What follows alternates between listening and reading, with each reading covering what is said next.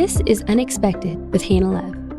In this podcast, you will gain a new perspective of how God loves you enough to call you to things that you couldn't have imagined for yourself. Hello, everyone. It is so good to be back, and I'm so sorry that I left everyone for a few weeks. It was very unexpected, and I feel that's appropriate given our podcast name.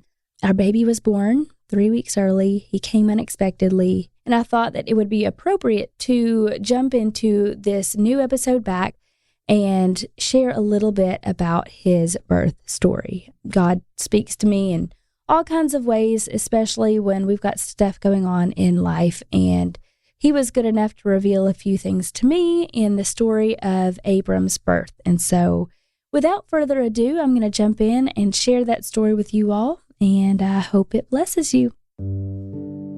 Hey guys, before we get started today, I wanted to take a second to tell you about our sponsor. Research shows that more Americans search the word church around Easter than any other time of year. Yes, go find your Easter service. But the team at Talk About, the Awana product that brings digital content to families so they can practice discipleship at home together, wants to help you find more than a great church to attend on Easter Sunday this year. They want you to find time to really center your family around the meaning and miracle of Christ's resurrection.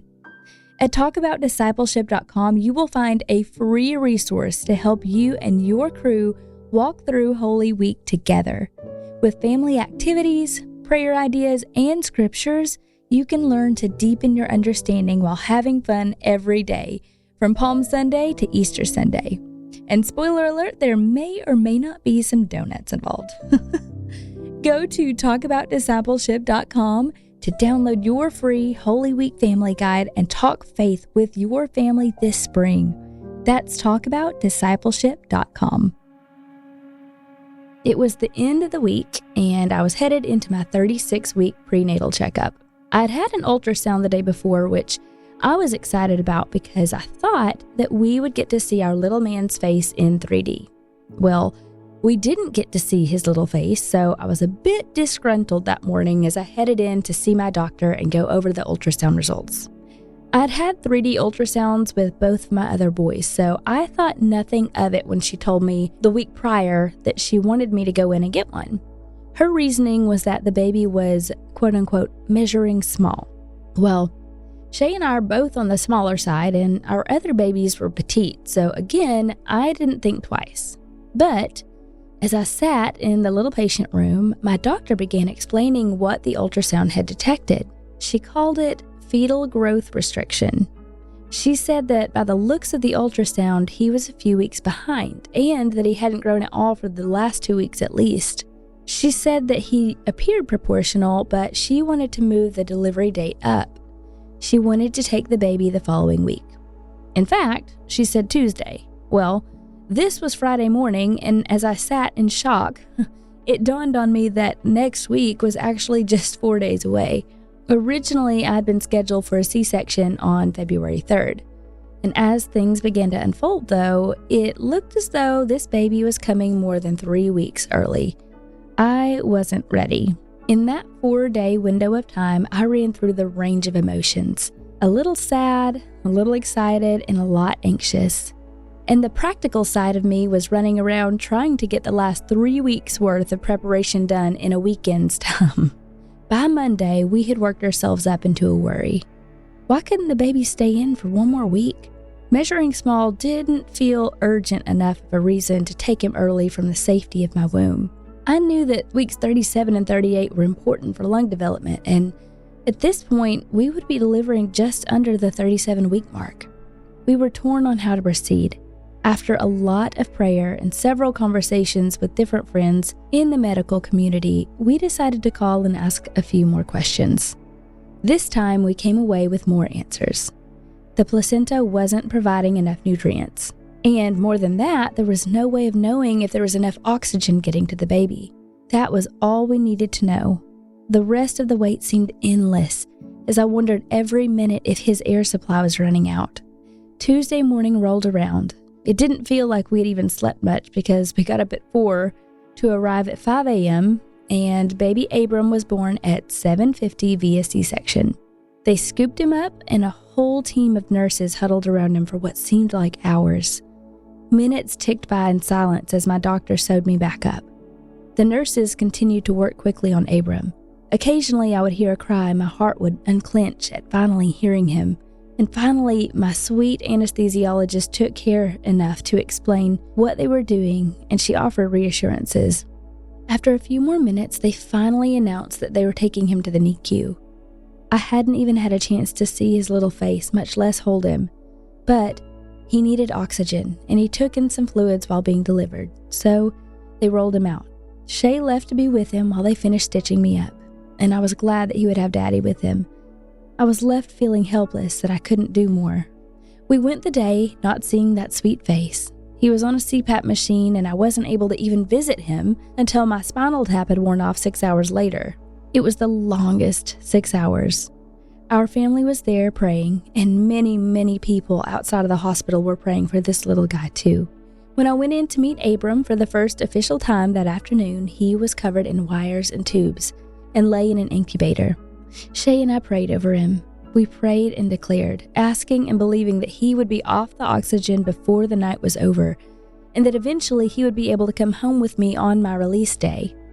We came back in around 6 that evening. That's when they told us, with some amazement, that he was already weaning off his oxygen support and could breathe without help. Somewhat shocked, they said that they couldn't believe how quickly he was turning around. They took his oxygen off and let me hold him for the very first time. At this point, they went over all of his levels with us and let us know what improvements he would need to make before they would consider releasing him from the NICU. So, when they left the room, we prayed again, this time asking for his levels to stabilize and for him to pass all of his tests. By morning, they came in to tell us that he was improved in every area. I knew he would be. In the days leading up to this child's appearance, I sensed a coming storm. But along with this sense, I also had a deep knowing from the Holy Spirit that God was already holding it all. I had only to rest in Him. And so, when the doctors and nurses were commenting on how unbelievable his progress was, I smiled, knowing God's hand was indeed all over it. I'm so thankful for those prayers and for the God who gives peace beyond measure or understanding. Abram was dismissed from the NICU the next afternoon, just in time for his big brothers to meet him and hold him. He came home with me the following day as we both passed the prerequisites for being released. It's been a couple of weeks now, and as one does when welcoming a new family member, we have all been adjusting. It's been a season of equal parts exhaustion and joy. And as God often does for me, He has been speaking in moments of quiet gratitude while holding my newborn son. As I reflected on his birth story, God revealed some pretty beautiful truths. See, in the months leading up to the due date, I had been walking. Physically speaking, I knew that keeping up with a 6-year-old and 3-year-old and a newborn would be demanding, and I set a goal for myself to walk 40 miles a week while pregnant, as soon as the first trimester's sickness eased anyway. Yuck. And so I did. 40 miles a week and between 100 and 250 flights of stairs a week, depending on my schedule. I could tell that my stamina was going to be better after this pregnancy and was so excited that I was doing prep work that would pay off after the baby was born. My core felt stronger and tighter than it had during my second pregnancy. I couldn't help but wonder, though, if all that walking was part of what made the baby stop growing. All that walking had kept my muscles strong, but maybe those strong muscles had somehow cut off baby Abram's room to grow. There really were no answers for that. With the diagnosis of fetal growth restriction, I was simply told that the baby ran out of room to grow without cause or even a speculation as to why. It was so frustrating because I felt I had done the best job on this pregnancy to stay active and healthy. I had put in the work. I kept thinking about the irony of it. My preparation seemed to stop the growth of my baby. This is where I could see God showing me something. I began thinking of how this looks like us a lot as Christians. We put in the work. We prepare. It's a good thing. But at some point, we have to step out of the way and hand it over to God. We can only take ourselves so far. We can only grow so much in our own strength and in our own humanity. We are limited, but God is limitless. I thought maybe, just maybe, God was reminding me that we will always run out of room to grow when we try to do it in our own strength. And honestly, I'm so thankful for that. If I had it my way, my own plans for my life would have gone no further than a little house in a little town, minding my own business and not pursuing anything more. Safe, but ineffective at what God was really wanting from me. Instead, God did have His way in my life, and because of it, I am speaking to thousands every week, totally outside of my comfort zone, but pursuing the very things that God put inside of me before I was even formed in my own mother's womb. God knows the end from the beginning. Sometimes He just needs us to surrender our own way, our own life preparation, and let Him show us how much bigger it can be. And not just bigger, but more full, because we do live in fullness when we are pursuing God's will over our own.